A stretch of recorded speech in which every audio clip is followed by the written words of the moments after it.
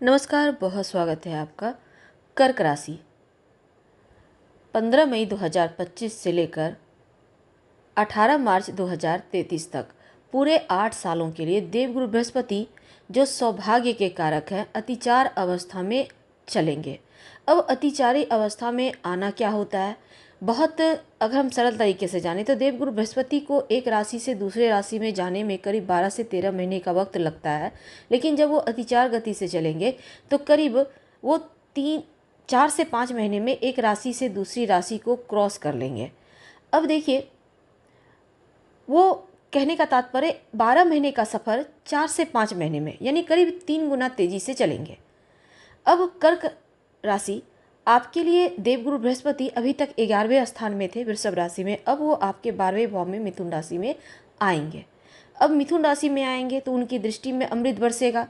कर्क वालों, अब जब वो मिथुन में आएंगे तब क्या होगा, देखिए अतिचार गति जो है ना देवगुरु बृहस्पति का, इसके पहले द्वापर युग में हुआ था जब महाभारत काल का युद्ध चल रहा था, और देवगुरु बृहस्पति पूरे 7 साल 8 साल के लगभग अवस्था में अतिचार अवस्था में चलेंगे।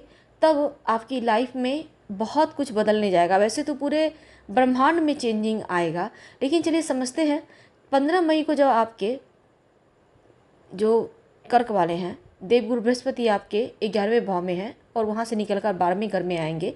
12वां घर विदेश का भाव है।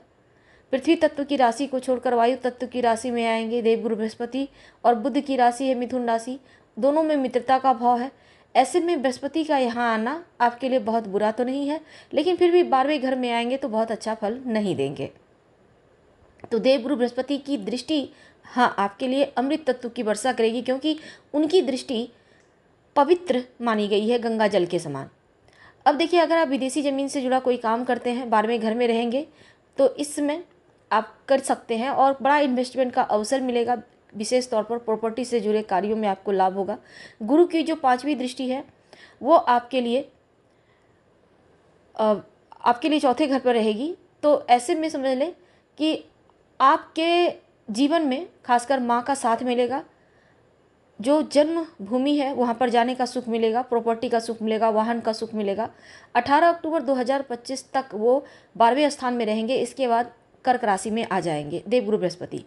तो जब वो कर्क राशि में आएंगे तो प्रॉपर्टी से जुड़ा काम आपका पूरा होगा, सुख सौभाग्य बढ़ेगा। प्रॉपर्टी संबंधी काम करते हैं आपके लिए बहुत अच्छा रहेगा। और चूँकि 12वें स्थान में बैठकर चौथे भाव को देखेंगे तो आपका ज्ञान बढ़ेगा, और जब वो आपके लिए जो विद्यार्थी हैं खासकर उनके लिए भी बढ़िया वक्त रहेगा। और गुरु की जो दृष्टि 7वीं दृष्टि है छठे भाव पर, रोग चोट ऋण कर्जे शत्रु के भाव पे होगा। तो नौकरी करते हैं तो जॉब में आपके लिए बृहस्पति अनुकूल वक्त देंगे, जॉब प्राप्ति के योग बनाएंगे, विदेशी जमीन से लाभ करवाएंगे, शत्रु दबे रहेंगे, कर्ज से मुक्ति दिलवाएंगे। तो यहाँ पर नौकरी में बदलाव भी चाहते हैं तो भी होगा, तो ये आपको फल मिलेगा। इनके बाद इनकी 9वीं दृष्टि अष्टम भाव पर है, तो रुकावट बाधाओं का भाव है, लेकिन ये तंत्र मंत्र का ज्ञान भी देता है। तो बृहस्पति आपको तंत्र मंत्र की तरफ भी ले जाएगा, या फिर आप किसी शोध कार्य से जुड़े हैं तो आपको लाभ देगा। 18 अक्टूबर से लेकर 5 दिसंबर तक देवगुरु बृहस्पति कर्क राशि में रहेंगे। अब चंद्रमा की राशि है कर्क राशि, आपके पहले भाव में आएंगे तो गज केसरी योग बना हुआ रहेगा। अब ये योग बनने से आपका कॉन्फिडेंस लेवल बढ़िया होगा, आपका स्वास्थ्य की मुश्किलें समाप्त होंगी, और साथ ही इसके साथ आपका ज्ञान बढ़ेगा, धन आएगा। इनकी दृष्टि पंचम दृष्टि संतान भाव पर है, संतान प्राप्ति के योग बनेंगे, संतान का डेवलपमेंट होगा। शेयर मार्केट संबंधी कार्य करते हैं तो बहुत शुभ रहेगा, जो विद्यार्थी हैं उनके लिए शुभ परिणाम लेकर आएगा। और साथ ही बृहस्पति की एक दृष्टि आपके 7वें भाव पर होगी तो विवाह करवाएगा, वैवाहिक जीवन में प्रेम बढ़ेगा।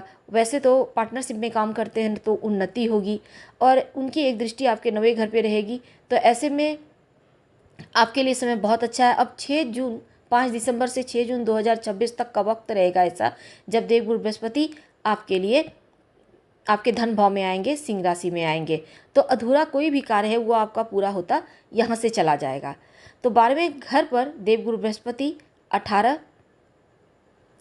तारीख को आएंगे, और 15 मई से लेकर 18 अक्टूबर तक थोड़े बहुत अनावश्यक खर्च होंगे, इसका ध्यान रखिएगा। फिलहाल विदा लेंगे, धन्यवाद, हम फिर मिलेंगे।